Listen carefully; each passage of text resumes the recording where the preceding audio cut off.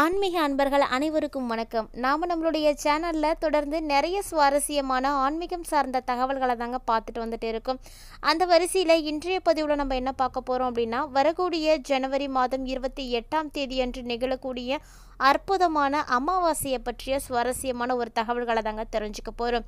பொதுவாக அமாவாசை அப்படிங்கிறது முன்னோர்களை வழிபாடு செய்வதற்குரிய உரிய நாள் அப்படின்னு நமக்கு தெரியும். அதில் மாதம் அமாவாசை வந்தாலும் கூட ஒரு சில குறிப்பிட்ட அமாவாசைகள் ரொம்ப ரொம்ப விசேஷமான அமாவாசைகளாக தான் பார்க்கப்படுது. அதில் ஆடி அமாவாசை, புரட்டாசி அமாவாசை, தை அமாவாசை எல்லாம் ரொம்ப பெரிய அமாவாசைகள். அதாவது வருடத்தில் மாதம் வரக்கூடிய அமாவாசைகளை நம்ம திதி கொடுக்கலை, தர்ப்பணம் கொடுக்கலை, வழிபாடுகள் செய்யலை அப்படின்னா கூட பரவாயில்ல, இந்த 3 அமாவாசைகளில் மட்டுமாவது தவறாமல் செய்யணும்னு சொல்லுவாங்க. ஸோ அவ்வளவு விசேஷங்கள் நிறைந்த வகையில் பார்த்திங்கன்னா தற்போது தை அமாவாசையானது வர இருக்குது. இந்த அமாவாசையில் எப்படியெல்லாம் வழிபாடுகள் செய்யணும், என்னென்ன விஷயங்கள் செய்யக்கூடாது, மேலும் தை அமாவாசையை பற்றி நிறைய சுவாரஸ்யமான தகவல்கள் எல்லாத்தையும் தான் இந்த பதிவில் நம்ம தெரிஞ்சுக்க போகிறோம். வீடியோக்குள்ளே போகிறதுக்கு முன்னாடி நீங்கள் இன்னும் நம்ம சேனலை சப்ஸ்கிரைப் பண்ணாமல் இருக்கீங்கன்னா மறக்காமல் சேனலை சப்ஸ்கிரைப் பண்ணிக்கோங்க. கூடவே பக்கத்தில் இருக்கிற பெல் ஐக்கானையும் கிளிக் பண்ணிக்கோங்க. அப்போ தான் நாங்கள் போடக்கூடிய வீடியோக்கள் எல்லாமே உங்களுக்கு நோட்டிஃபிகேஷனாக உடனுக்குடன் வந்தடையும். நீங்களும் பார்த்து பயன்பெறலாம். வாங்க வீடியோக்குள்ளே போகலாம்.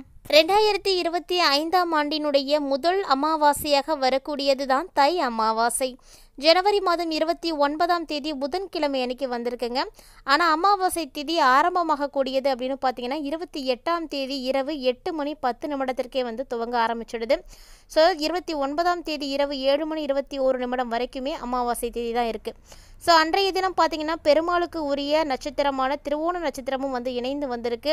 ஸோ அன்றைக்கி புதன்கிழமை அப்படிங்கிறது இன்னுமே ஒரு ஸ்பெஷலான ஒன்று. அன்றைய தினம் காலையில் 7:30 மணிலேருந்து 9 மணி வரைக்குமே நேரம் பார்த்திங்கன்னா யமகண்டமாக இருக்குது. பகல் 12 மணி முதல் 1:30 மணி வரை நேரம் பார்த்திங்கன்னா ராகு காலமும் இருக்குது. ஸோ இந்த நேரங்களை தவிர்த்துட்டு மற்றபடி நீங்கள் தர்ப்பணம் கொடுக்கணும்னு நினைக்கிறவங்க தாராளமாக தர்ப்பணம் கொடுக்கலாம். பொதுவாக தர்ப்பணம் கொடுக்கக்கூடியவங்க உச்சி காலத்திற்கு முன்னாடியே கொடுத்துடணுங்க. அதுதான் நியதியும் கூட. ஸோ இதை கரெக்டாக ஃபாலோ பண்ணிக்கோங்க. தை அமாவாசை அப்படிங்கிறது முன்னோர்களை வழிபாடு செய்வதற்குரிய முக்கியமான ஒரு நாளுங்க. அதாவது மகாலயபட்ச அமாவாசையில் நமக்கு ஆசிகள் வழங்குவதற்காக பித்ருலோகத்தில் இருந்து பூமிக்கு வரக்கூடிய முன்னோர்கள் மீண்டும் தை அமாவாசை அன்னைக்கு தான் பித்ருலோகத்துக்கு போவாங்க. அந்த வகையில் வரக்கூடியது தான் இந்த தை அமாவாசை. ஸோ அமாவாசையில் ரொம்ப முக்கியத்துவம் வாய்ந்ததாக இருக்கக்கூடிய இந்த தை அமாவாசையில் சூரிய பகவான் மகர ராசியில் பிரவேசிப்பார். ஜோதிட ரீதியாக சூரிய பகவான் பிதுர்காரகன் அப்படின்னும் சந்திரனை மாதுர்காரகன் அப்படின்னு சொல்லுவாங்க. அமாவாசை அப்படிங்கிறது மாதுர்காரகனும் பிதுர்காரகனும் ஒன்றாக இணையக்கூடிய ஒரு அற்புதமான காலகட்டம். யார் ஒருவன் தன்னுடைய பெற்றோரையும் குலதெய்வத்தையும் முன்னோர்களையும் வணங்க மறந்துட்டு மற்ற தெய்வங்களை எல்லாம் வணங்குறாங்களோ அவங்களுக்கு எந்த ஒரு பயனுமே கிடைக்கிறது கிடையாதுங்க. ஸோ அப்படிப்பட்ட சிறப்பு வாய்ந்த நாட்கள் தான் முன்னோர்களை வழங்கக்கூடிய அமாவாசை நாட்கள். ஆடி புரட்டாசி தை மாத அமாவாசை தினங்களில் தர்ப்பணம் கொடுத்து வழிபாடு செய்வது ரொம்ப நல்ல பலன்களெல்லாம் கொடுக்கும். இது மட்டும் இல்லாமல் இந்த தினத்தில் எறும்பு, பசு, நாய், காகம், பூனை மற்றும் அந்தணர்களுக்கெல்லாம் உணவளிக்கிறது அப்படிங்கிறது ரொம்ப ரொம்ப சிறப்பான ஒன்று. அவங்களுடைய பசியை போக்குனீங்க அப்படின்னாலே கடவுளுடைய ஆசையோடு சேர்த்து உங்களுக்கு முன்னோர்களுடைய ஆசையும் பரிபூர்ணமாக கிடைக்கும். அதனால தான் அமாவாசையில் நிறைய விசேஷமாக வழிபாடுகள் செய்கிறாங்க. நிறைய உணவுகள் சமைத்து மற்றவர்களுக்கெல்லாம் அன்றைய தினத்தில் கொடுக்குறாங்க. இதை ஒவ்வொருவருமே அவங்களுடைய வீட்டில் கட்டாயமாக செய்யக்கூடிய ஒரு விஷயங்க. அதுவும் அமாவாசை அன்னைக்கு நீர்நிலைகளாக இருக்கக்கூடிய கடல், ஆறு, குளம், ஏரி இந்த இடங்கள்லாம் போய் நீங்கள் உங்களுக்கு பிடித்தமான உணவுகளை எல்லாம் படைத்து திதி தர்ப்பணம் எல்லாம் கொடுக்கலாம்.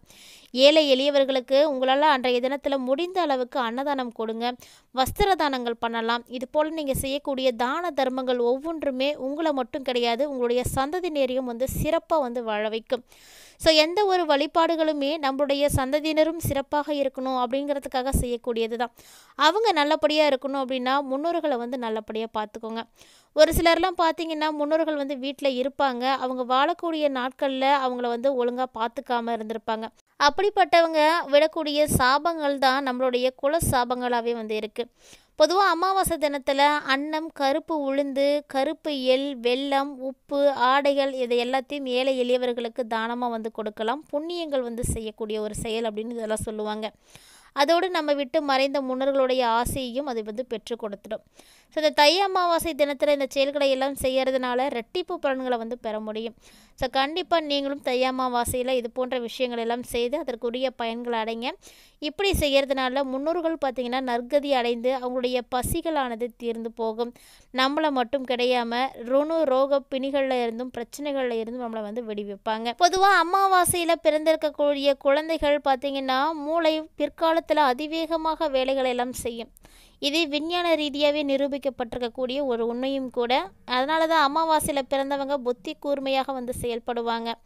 அறிவை சரியான முறையில் வந்து செயல்படுத்தினாங்க அப்படின்னா மிக உயர்ந்த இடத்திற்கு வந்து அவங்களால போக முடியும். அதே போல் அமாவாசை அன்னைக்கு தான் அடிக்கடி விபத்துக்களானது கூடுதலாக ஏற்படுது அப்படின்னு ரஷ்ய விஞ்ஞானிகள் எல்லாம் குறிப்பிட்டிருக்காங்க. அமாவாசை பிறவிகளில் அநேகருக்கு தலையில் 2 சுழி இருப்பதாகவும் வந்து கூறப்படுது. முன்னோர் வழிபாட்டுக்கு மிகவும் சிறந்த நாளாக இருக்கக்கூடிய இந்த அமாவாசையில் கண்டிப்பாக நீங்கள் யாருக்காக உங்களுடைய வீட்டில் வழிபாடுகள் செய்ய போகிறீங்க அப்படின்றத மறக்காமல் கமெண்ட் பாக்ஸில் வந்து கமெண்ட் பண்ணுங்கள்.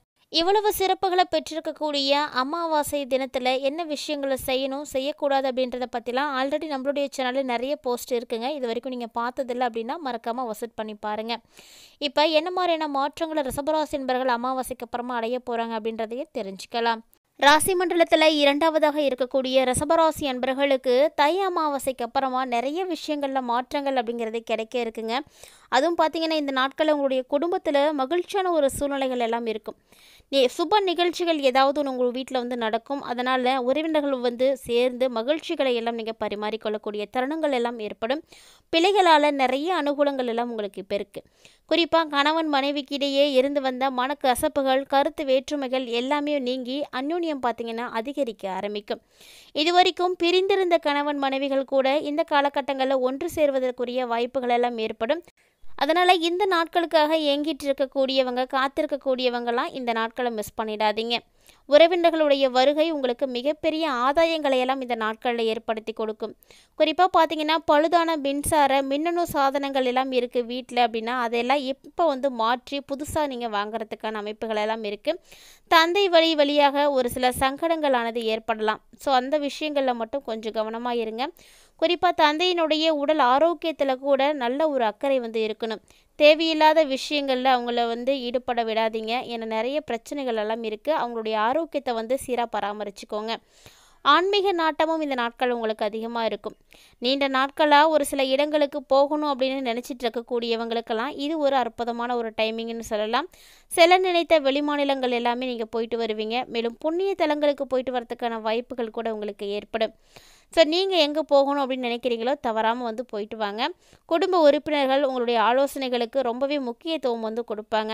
ஷேர் மூலமாக நிறைய பணம் வரத்துக்கெல்லாம் சான்ஸ் இருக்குது. ஆனால் மாதத்தினுடைய முற்பாதியில் பார்த்தீங்கன்னா தாய்மாமன் வழியில் ஒரு சில சங்கடங்கள் எல்லாம் உங்களுக்கு ஏற்படும்.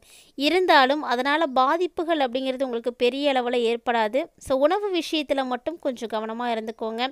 அலுவலக ரீதியாக மகிழ்ச்சியான சூழ்நிலைகள் எல்லாம் இருக்குது. எதிர்பார்த்த சலுகைகள் கிடைக்கும். நல்ல ஒரு உயர்வுக்கெல்லாம் வழிவகுக்குங்க.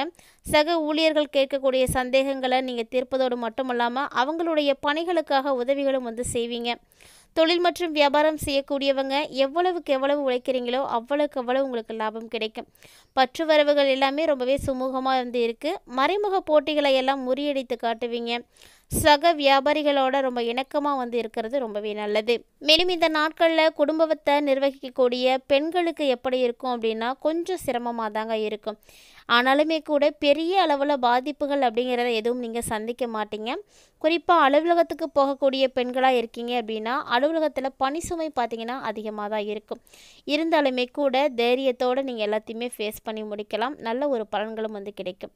இருந்தாலுமே கூட இந்த நாட்கள் முழுவதும் இனி சிறப்பாக இருக்கணும் அப்படின்னு நீங்கள் ஃபீல் பண்ணீங்க அப்படின்னா தவறாமல் சூரியனையும் தட்சிணாமூர்த்தியும் நீங்கள் தொடர்ந்து வழிபாடு செய்துட்டு வாங்க. உங்களுக்கு வேண்டிய அனைத்து விதமான வளங்களையும் அவங்க வந்து ஏற்படுத்துவாங்க. குறிப்பாக நீங்கள் செய்யக்கூடிய எளிமையான பரிகாரமாக ஞாயிற்றுக்கிழமைகளில் சூரியனுக்கு செம்பருத்தி மாலை அணிவித்து நீங்கள் அர்ச்சனை செய்வது சிறப்பான பலன்களை எல்லாம் ஏற்படுத்தி கொடுக்கும். வியாழக்கிழமைகளில் தட்சிணாமூர்த்திக்கு மஞ்சள் மலர்களால் நீங்கள் அர்ச்சனை செய்து வழிபாடு செய்யலாம். இதுபோல் எளிமையான வழிபாட்டு முறைகளை எல்லாம் கரெக்டாக நீங்கள் ஃபாலோ பண்ணிக்கிட்டீங்க அப்படின்னா அமாவாசைக்கு அப்புறமா நல்ல ஒரு பலன்களை நீங்கள் வந்து அடைய முடியும். குறிப்பாக ரிஷபராசி என்பவர்களுடைய கிரக அமைப்புகள் எல்லா வகையிலுமே சாதகமாக இருக்கிறதுனால இந்த பலன்களை எல்லாமே நீங்கள் வந்து அடைய போகிறீங்க. மொத்தமாக பார்த்தீங்கன்னா தை அமாவாசைக்கு அப்புறமா ரிஷபராசினர்களுடைய வாழ்க்கையில் மிகப்பெரிய மாற்றம் இருக்குது. அதாவது ரிஷபராசியுடைய அன்பர்கள் உங்களுடைய குடும்பத்தில் முன்னோர்கள் யாரும் இருக்காங்க அப்படின்னா அவங்கள நீங்கள் வழிபாடு செய்துட்டு உங்களுடைய அன்றாட வேலைகளை நீங்கள் செய்துட்டு வாங்க. நிச்சயமாக அவங்களுடைய ஆசைகள் கிடைத்து மிகப்பெரிய அளவில் முன்னேற்றம் அடையலாம். இந்த பதிவுல ரிஷபராசி என்பவர்களுடைய வாழ்க்கையில் நிகழக்கூடிய அற்புதமான மாற்றங்களை பற்றியெல்லாம் நீங்கள் தெளிவாக பார்த்துருப்பீங்கன்னு நினைக்கிறேன். வீடியோ உங்களுக்கு பிடிச்சிருந்தது அப்படின்னா லைக் பண்ணுங்கள், ஷேர் பண்ணுங்கள், மறக்காமல் கமெண்ட் பண்ணுங்கள். இது மட்டும் இல்லாமல் இது போல் நிறைய இன்ட்ரெஸ்டிங்கான ஆன்மீகம் சார்ந்த தகவல்கள் பார்த்தீங்கன்னா நம்ம சேனலில் தினந்தோறுமே நம்ம அப்டேட் பண்ணிட்டு தாங்க இருக்கோம். இது வரைக்கும் நீங்கள் பார்க்கலன்னா மறக்காமல் பார்த்து பயன்பெறுங்க. மீண்டும் இது போல் நிறைய இன்ட்ரெஸ்டிங்கான ஆன்மீகம் சார்ந்த தகவல்களோட மற்றொரு ஆன்மீக பதிவில் சந்திக்கலாம்.